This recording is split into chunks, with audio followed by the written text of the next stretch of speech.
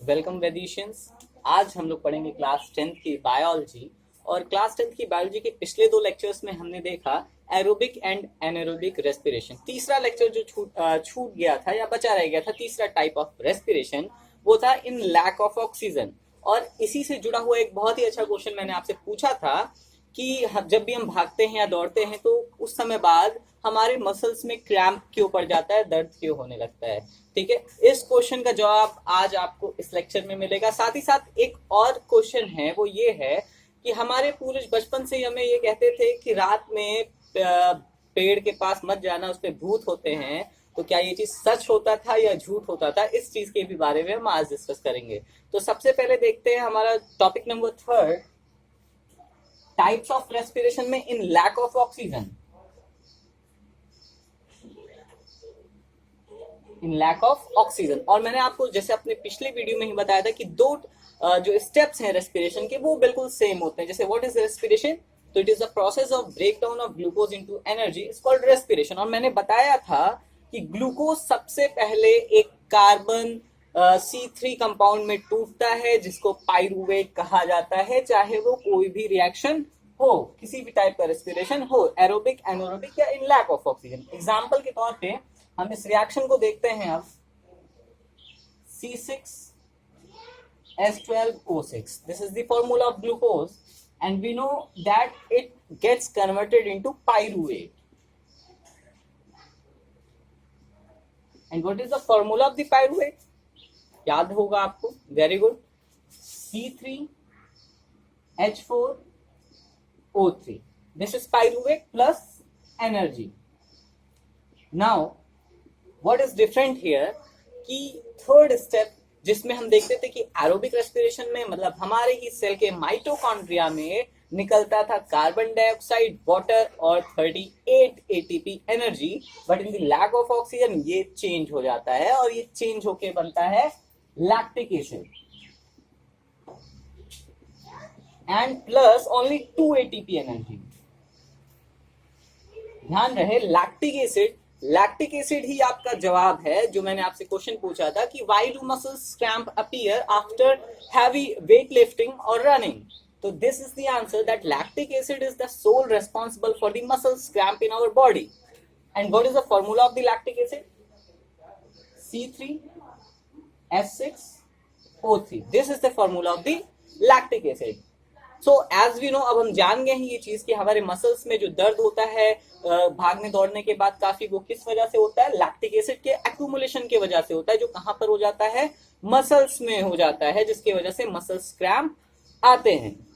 ठीक है, अब हम बात करते हैं, ये हो गई तीनों टाइप की रेस्पिरेशन। और तीनों टाइप के रेस्पिरेशन में हमने देखा कि एरोबिक रेस्पिरेशन हमारे अंदर होता है या फिर इन लैक ऑफ ऑक्सीजन ये वाला रेस्पिरेशन हमारे अंदर होता है। तो नॉर्मली हम देख रहे हैं एरोबिक रेस्पिरेशन हो रहा है, और एरोबिक रेस्पिरेशन में जरूरत किसकी होती है? ऑक्सीजन की, है ना।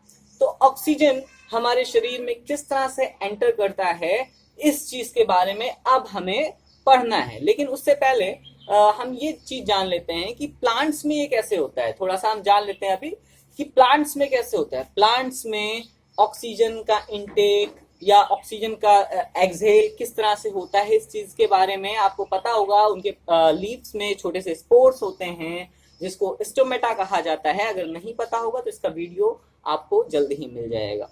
तो स्टोमेटा के थ्रू ऑक्सीजन बाहर निकलता है, ठीक है।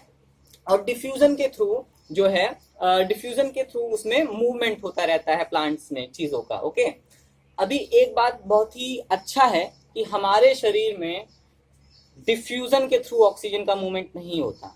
यकीन मानिए, अगर डिफ्यूजन के थ्रू मूवमेंट होना होता हमारे शरीर में, तो ऑक्सीजन को हमारे हेड से लेके हमारे पैरों तक पहुंचने में, टिप तक पहुंचने में, टो तक पहुंचने में 3 साल का समय लग जाता।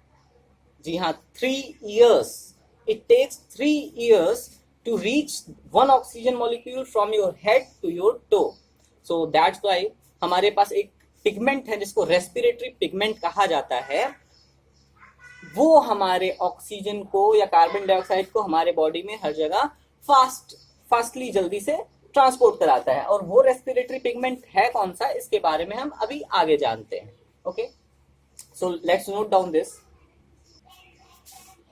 एंड नाउ माय क्वेश्चन, एक क्वेश्चन है एक्चुअली जो काफी समय से मुझे परेशान करता था जब मैं छोटा था और मैं गांव में रहता था। तो जब मैं गांव में रहता था तो वहां पर मेरी जो दादी नानी सब लोग थे, जो हमारे बुजुर्ग लोग थे, जब मैं कभी कभी शाम के समय अपने दोस्तों के साथ खेलने जाया करता था तो वो, और खासतौर पे रात में जब मैं जाता था तो वो हमको बहुत ही डरवा देते थे। वो कहते थे कि रात में बगीचे में खेलने नहीं जाते हैं, पेड़ों पे भूत रहते हैं। इस तरह से करके हमारे मन में बहुत डर हो गया था कि नहीं, रात में पेड़ों पे भूत होते हैं, वहां नहीं जाना है, ठीक है। लेकिन काफी समय बाद मुझे पता चला नहीं, भूत वूत वैसी कोई बात नहीं है।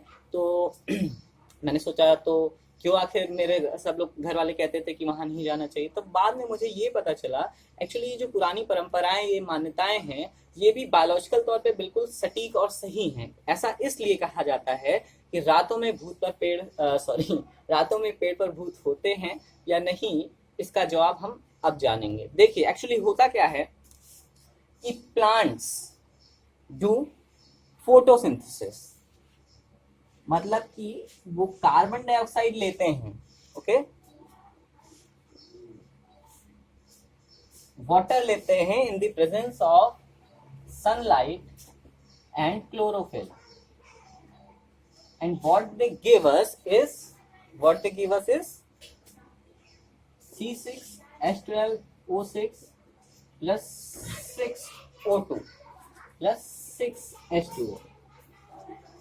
This is what they give us. This is the process of the photosynthesis. अभी इसी प्रोसेस हम अगर देखें ध्यान से तो हम पाते हैं कि कार्बन डाइऑक्साइड प्लांट इनटेक तब करता है जब क्या मौजूद हो, सनलाइट मौजूद हो, यानी दिन के समय में ही प्लांट कार्बन डाइऑक्साइड का इनटेक करता है। लेकिन रात के समय जब ये सनलाइट यहाँ पर प्रेजेंट नहीं होता है, एब्सेंट होता है, उस समय प्लांट जो है कार्बन डाइऑक्साइड इनहेल करने की जगह एक्सहेल करता है, जो कि हमारे लिए अच्छी चीज नहीं होती है। ये हमारा वेस्ट मटेरियल होता है जो हम कार्बन डाइऑक्साइड निकालते हैं, आप जानते होंगे इस बात को।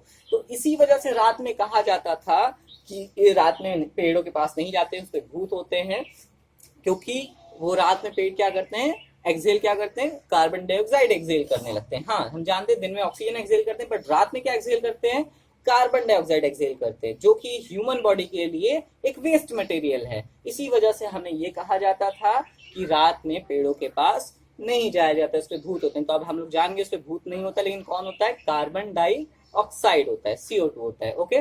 अब एक और क्वेश्चन है मेरा यहीं से कि आपने मछलियों को देखा होगा, मछलियां एक्वेरियम्स में या कहीं भी देखे होंगे तो वो हमेशा अपना मुंह चलाती रहती हैं। वो ऐसा क्यों करती हैं, इस चीज के बारे में अगर हम बात करें, पहले जब मैं छोटा था तो मुझे लगता था कि शायद मुझसे कोई बात करने की कोशिश कर रही हैं, लेकिन बाद में पता चला नहीं, ऐसा नहीं है। मैंने इसका जवाब बहुत ढूंढा एक्चुअली, इधर उधर कई जगह ढूंढा, लेकिन लास्ट में मुझे एक धर्म ग्रंथ मिली जिसको क्लास 10 की बायोलॉजी की बुक कहते हैं। उसमें मुझे पता चला ये कि उनका ब्रीथिंग रेट बहुत ही ज्यादा होता है। किसी भी एक्वेटिक ऑर्गेनिज्म का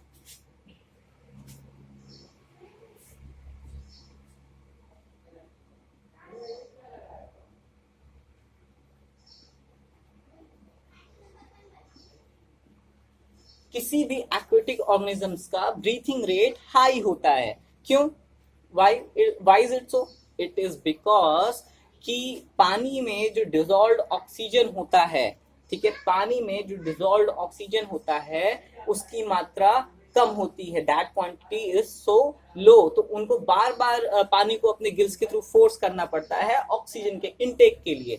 तो इसी वजह से वो जल्दी जल्दी उनका ब्रीथिंग रेट जल्दी होता है, वो मुंह चलाती है। बट टेरेस्ट्रियल ऑर्गेनिज्म में देखा जाए, मतलब जो जमीन पे रह सकते हैं जैसे हम, तो हमारे एटमोस्फेयर में हमारे एयर में जो है ऑक्सीजन कंपेरेटिवली ज्यादा है उनके मुकाबले, वाटर के मुकाबले कंपेरेटिवली एयर में ऑक्सीजन क्या है, ज्यादा है। इस वजह से हमें ज्यादा ब्रीथिंग रेट इस्तेमाल नहीं करना पड़ता है, हमारा ब्रीथिंग रेट ज्यादा नहीं होता है, जिसके वजह से हमारे पास एनर्जी ज्यादा होता है, ठीक है, क्योंकि हमें बार बार ब्रीथ करने की जरूरत नहीं है। लेकिन फिशेज या एक्वेटिक ऑर्गेनिजम्स को बार बार ब्रीथ करने की जरूरत है। उनकी ब्रीथिंग रेट कैसी है, हाई है, इस वजह से उनमें एनर्जी वेस्टेज होता है। तो आपके एनसीईआरटी में एक क्वेश्चन भी होगा इसी तरह से, What advantage does a terrestrial organism have over an aquatic organism? उसका आंसर यही है कि terrestrial organism do not have high breathing rate, so they spend low energy on that, while aquatic organism have high breathing rate,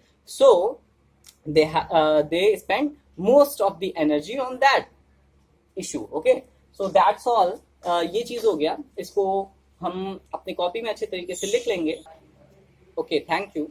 We will discuss about the next topic in our next video. Till then, keep watching Vedic classes.